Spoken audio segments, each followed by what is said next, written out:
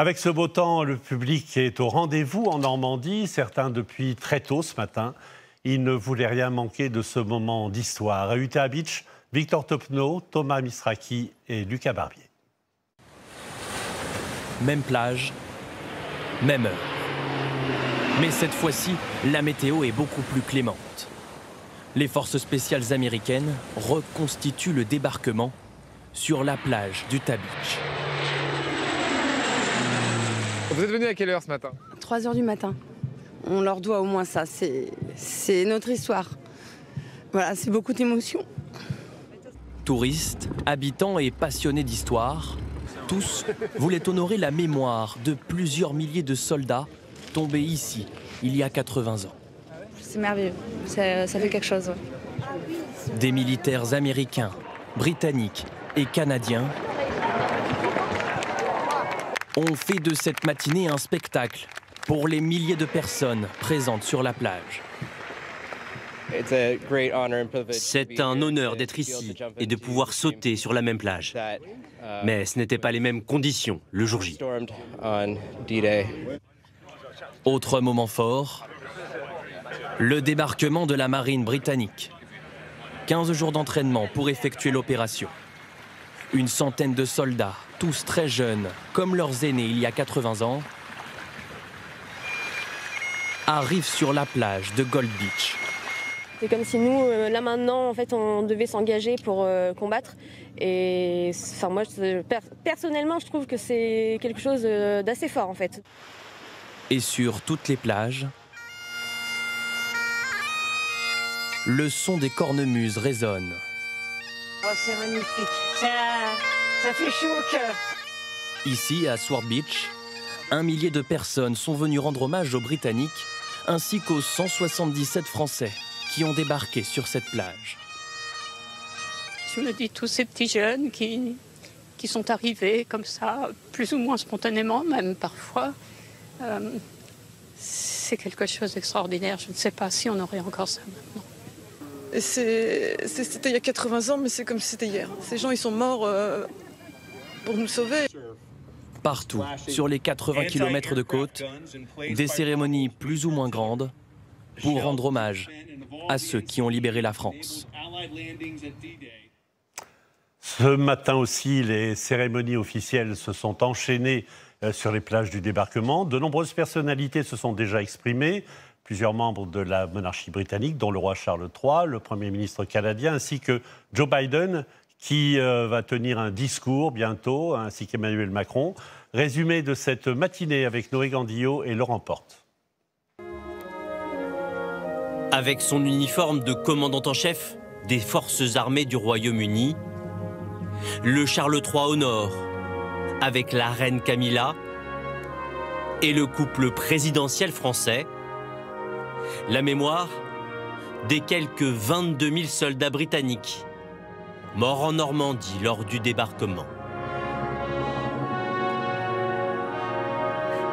Les Red Arrows, la patrouille acrobatique de la Royal Air Force, colorent le ciel de bleu, blanc et rouge. Le roi est visiblement ému au moment de l'hymne britannique.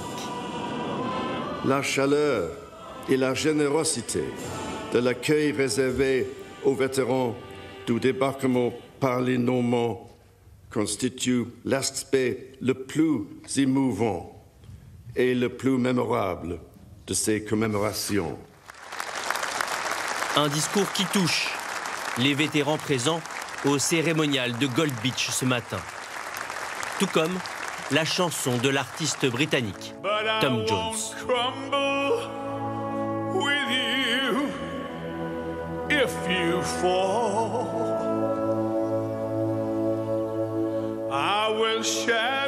Devant ces anciens combattants,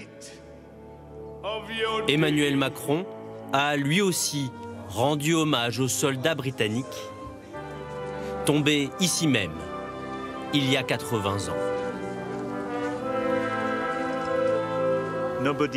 Personne ici en France et en Normandie ne peut oublier leur sacrifice et votre sacrifice.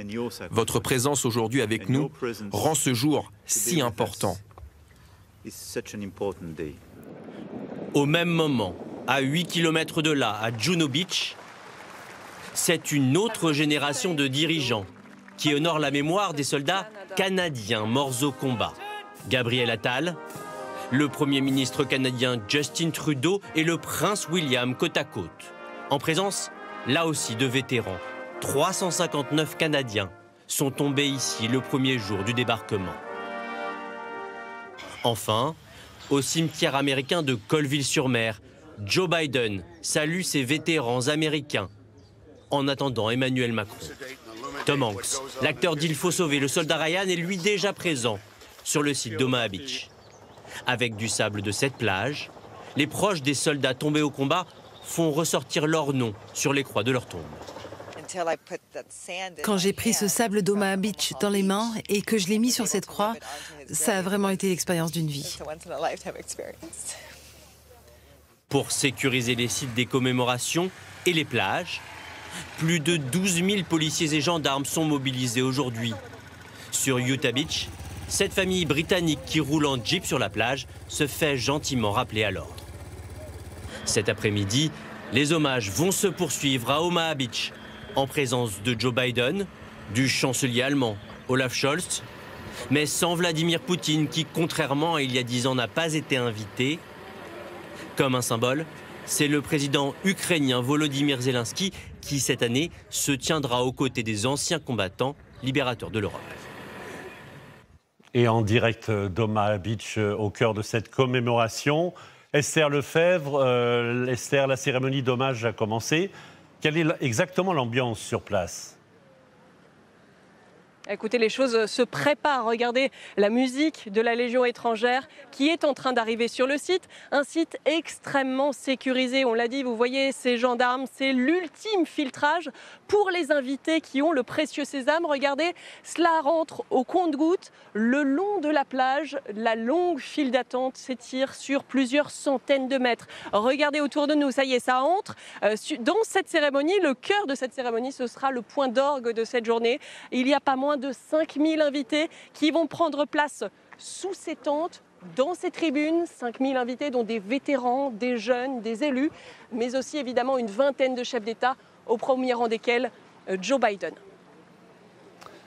Merci Esther. Parmi les hauts lieux stratégiques de ce débarquement du 6 juin 1944, un pont, le pont Pegasus à Bénouville. Hier et ce matin, de nombreux hommages émouvants ont eu lieu à proximité de cet endroit. Le premier libéré, c'était il y a 80 ans donc. Sur place, Pierre Galassio, Guillaume Aguerre et Caroline Blancard. Voici le premier pont libéré en 1944, le pont de Bénouville, déjà bondé ce matin. Il est surnommé Pegasus Bridge en hommage à l'opération militaire menée par les soldats britanniques il y a 80 ans. Nous savons que la paix est fragile et la guerre est à notre porte. Donc montrer qu'il y a des hommes qui ont été capables de sacrifier leur vie pour nous.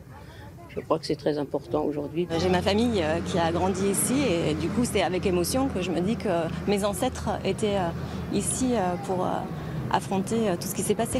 Bénouville est la seule commune à posséder une avenue du 5 juin 1944. Car ici, il y a 80 ans, c'est à 23h16, heure française, que le débarquement aérien commençait.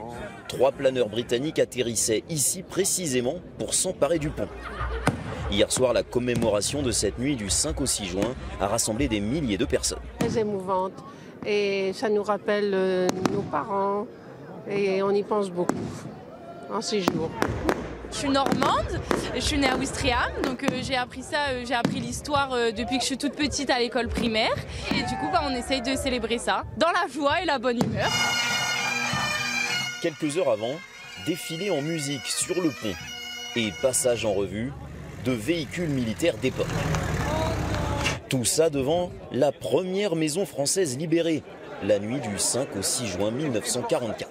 Ils sont tous là pour la mémoire de ceux qui sont venus atterrir dans les champs plus loin. Mon grand-oncle et aussi l'oncle de toi aussi, ils avaient fait la bataille ici. Donc pour nous, c'est important pour la famille aussi. Toute la journée, des célébrations en hommage aux vétérans et à leurs familles sont prévues autour du fameux pont de Bénouville.